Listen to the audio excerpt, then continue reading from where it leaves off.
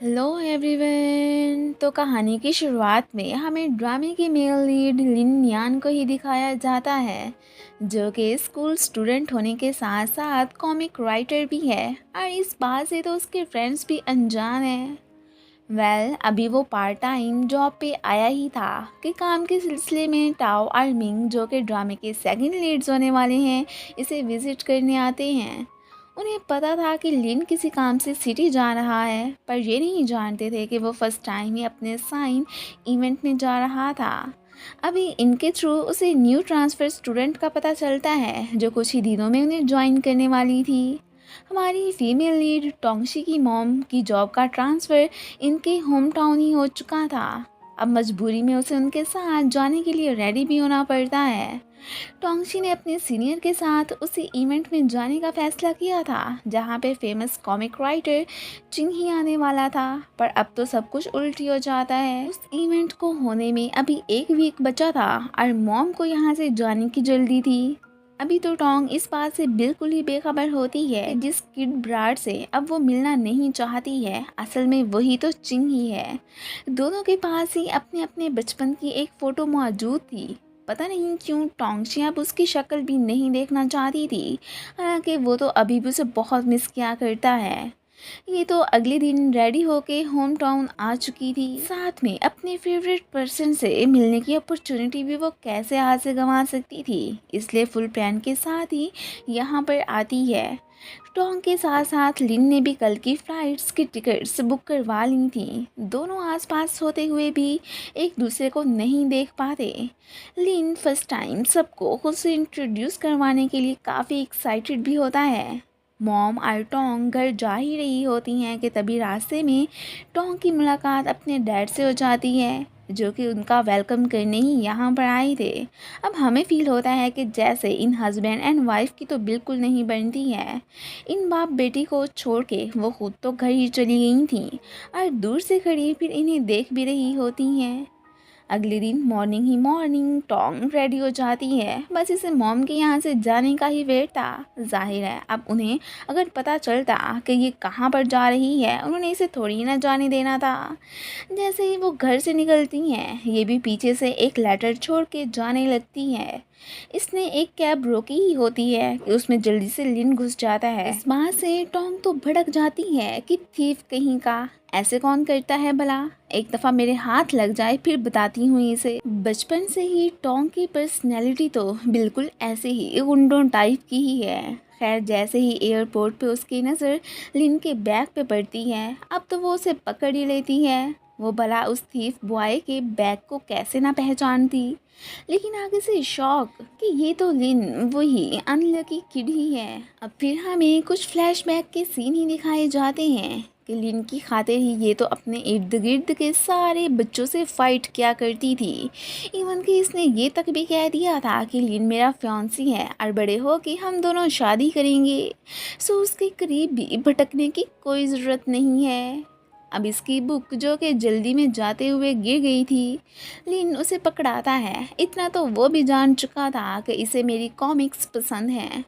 लिन को जब पता चलता है कि ये मेरे साथ ही सिटी जाने वाली है, तो वो खुश हो जाता है। एक आदमी से बचाने के लिए वो टोंग को अपने क्लोज कर लेता है, जबकि यहाँ पर टोंगशी को गलत फहमी हो जाती है और वो उसे धक्का दे के नीचे गिरा देती है कि तुमने मुझे टच क्यों किया। इसी दौरान उसका पाँव भी फ्रैक्चर हो गया था। अब दोनों हॉस्पिटल में ही पहुँचे होते हैं। फ्लाइट को लेट हो चुकी थी। ना सिर्फ टोंग सीनियर को कॉल करके अपने ना आने का बताती है, लिन बेचारा भी अब कहाँ इस हालत में इवेंट में जा सकता था, इसलिए वो अपने ना आने का सबको बता देता है। टोंग को तो रह रह के इस पे गुस्सा ही आई जा रहा था कि पता नहीं किस मनहूस घड़ी में मैं इससे मिल पाई। एंड वो लिन को कोसती वहाँ से जाने की करती है। रात को ये देखती है कि बाकी स्टफ़ के साथ साथ लिन की फ़ोटो भी आ चुकी है, तो ये अब यही कहने लगती है कि आज तो हो गया, काश मैं फ्यूचर में कभी भी इससे ना मिल पाऊँ। टोंग की मॉम तो इसकी हरकतों से अच्छे से वाकिफ़ थी, इसलिए वार्न भी करती हैं कि स्कूल से मुझे तुम्हारी कोई भी शिकायत नहीं मिलनी चाहिए, वरना फिर तुम्हारी खैर नहीं। अब फिर ये रेडी होके स्कूल जाने लगती है। इसका आज फर्स्ट डे ही था। वहाँ से जाते हुए फिर से इसकी मुलाकात लिन से हो जाती है, जो कि उठने में इसकी हेल्प मांगता है। ये तो इग्नोर करती जाने लगती है कि मैंने नहीं सोचा था कि तुम बड़े होके इतने बैड पर्सन बन जाओगे कि लड़कों से फाइट करके खुद को जख्मी करवा बैठोगे। अब जब इसे पता चलता है कि इसने तो कैट की जान बचाई है, तो अब जाके फिर इसके कुछ फेस एक्सप्रेशंस चेंज होते हैं। वो बाकायदा इसे बैंडेज भी ऐसे लगाती है कि जैसे ज़ोर का थप्पड़ मार रही हो। ये तो अब वहाँ से चली गई थी और पीछे से इसे देख के लिन स्माइल करने लगता है कि अभी तक ये लड़की बिल्कुल भी नहीं बदली है। अपना न्यू यूनिफॉर्म ना मिलने पर इसने पुराने स्कूल का ही यूनिफॉर्म पहना था, तो सिक्योरिटी गार्ड इसे रोक लेते हैं। अब बाकी स्टूडेंट्स जबकि इसकी फेवर करने लगे थे कि ये न्यू है तो आप कुछ ना कहें, अब तो ये खुद को लकी ही फील करने लगती है। सारे स्टूडेंट्स इसे टीचर्स ऑफिस के बाहर ही ताड़ने में बिजी होते हैं कि ये कितनी प्रीटी है, बिल्कुल गॉडेस की तरह। अब तो ये और ही आसमानों पे उड़ने लगी थी। आखिर को इतनी इज्जत इसे फर्स्ट टाइम जो मिल रही थी। टीचर भी इसकी काफ़ी तारीफ़ करते हैं कि तुम तो बहुत ही टैलेंटेड हो, इतनी ब्रिलियंट स्टूडेंट फर्स्ट टाइम ही हमारे स्कूल में ट्रांसफ़र हुई है। इसने तो डिसाइड कर लिया था कि अब से मैं ऐसे ही सबके सामने अच्छा अच्छा बन के रहूँगी। वैसे भी मुझे यहाँ पे कोई जानता ही नहीं है, सो किसी को मेरे विलन रूप की क्या खबर। टीचर सबको टोंग से इंट्रोड्यूस करवाते हैं। सब इसका बहुत अच्छे से वेलकम करते हैं। लिन जिस कैफ़े पे काम करता था वो मिया नामी सिस्टर का था। आज वो स्कूल नहीं गया था, सो इधर ही आ जाता है।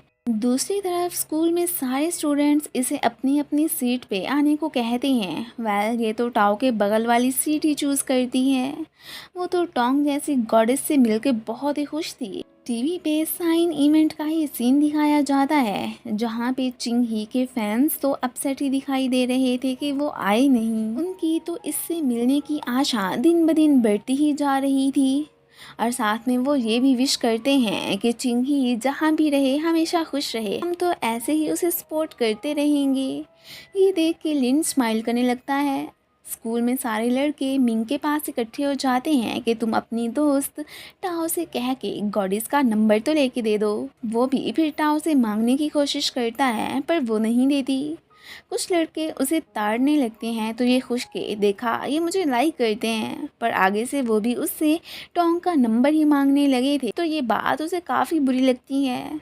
अब यहाँ पे एक सीनियर शू की एंट्री होती है, जो कि उन बॉयज़ को भगाने के साथ साथ उसे उन्हें लेके परेशान ना होने को भी कहता है। टाओ को तो उसे फर्स्ट साइट लव ही हो चुका था।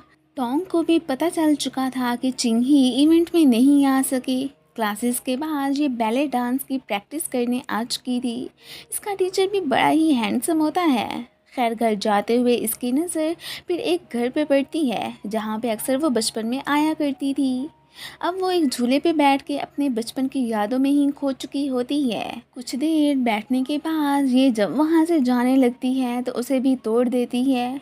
अगले दिन अब फिर हमें पता चलता है कि वो जिस प्लेस पे आई थी एक्चुअली में यहाँ पर तो लिन रहता है।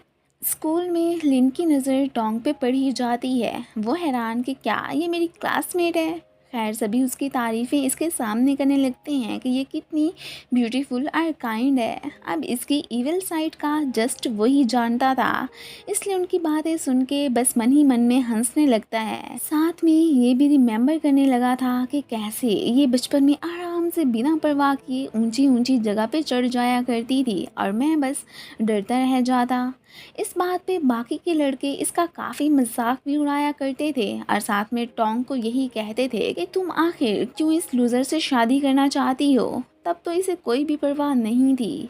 अब जब टोंग की नज़र लिन पे पड़ती है तो वो शौक के ये इधर क्या कर रहा है, कहीं मेरे सारे पोल सबके सामने ये खोल ही ना दे, बनी बनाई इज्जत ख़राब होकर रह जाएगी। ये भी इमेजिन करने लगती है कि जैसे मिंग को इसने मेरी बुराइयां करनी स्टार्ट भी कर दी हैं, पर ऐसा तो कुछ भी नहीं था। टाओ भी नोट करती है कि ये बार बार आखिर लिन को क्यों देख रही है। क्लास में टाओ चिंग की ही कॉमिक पढ़ रही होती है, तो इससे पहले कि सर देखते यहाँ पर टोंग उनकी तवज्जो अपनी तरफ कर लेती है। सर तो फिर सर ही होते हैं।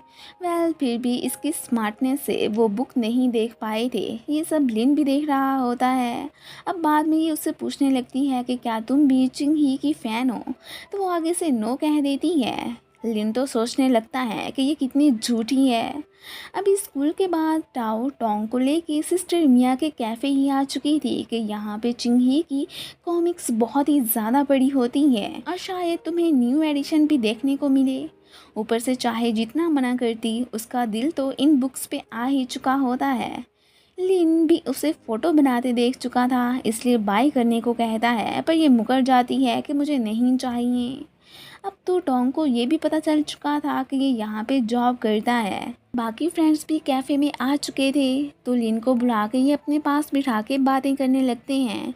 जब इन सब को लिन बताता है कि टोंग तो इसी टाउन की ही है और मैं इसे जानता हूँ, ये सुन के सभी एकदम सरप्राइज ही रह गए थे कि फिर हमें टोंग ही ने इस बात का पहले क्यों नहीं बताया।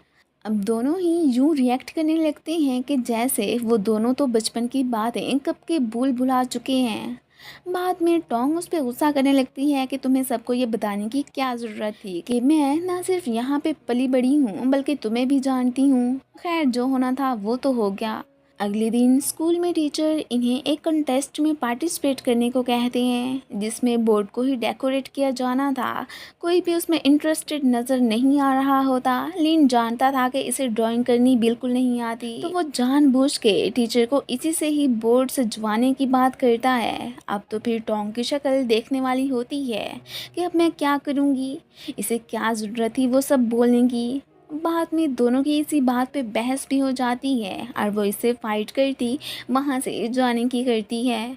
उसे रह रह के इस पे और ही ज़्यादा गुस्सा आई जा रहा था। चिंग ही के फैंस का एक ग्रुप बना हुआ था, घर आके ये भी उसमें मैसेज कर दिया करती है। इवन के पर्सनली भी उसे इसने बहुत सारे मैसेज सेंड किए हुए थे कि कभी तो वो मेरे सीन करेगा। आज जब वो देखती है कि चिंग ही ने इसके मैसेजेस पढ़े हैं तो ये तो बहुत ही खुश हो जाती है। इसे क्या पता कि आगे से वो पर्सन लिन ही है जिसे ये बहुत ही हेट करती है। अब लिन ने तो इसका नंबर ओनली गर्लफ्रेंड के नेम से ही सेव किया हुआ था। इसी के साथ ही ये पार्ट ख़त्म हो जाता है। Thanks for watching.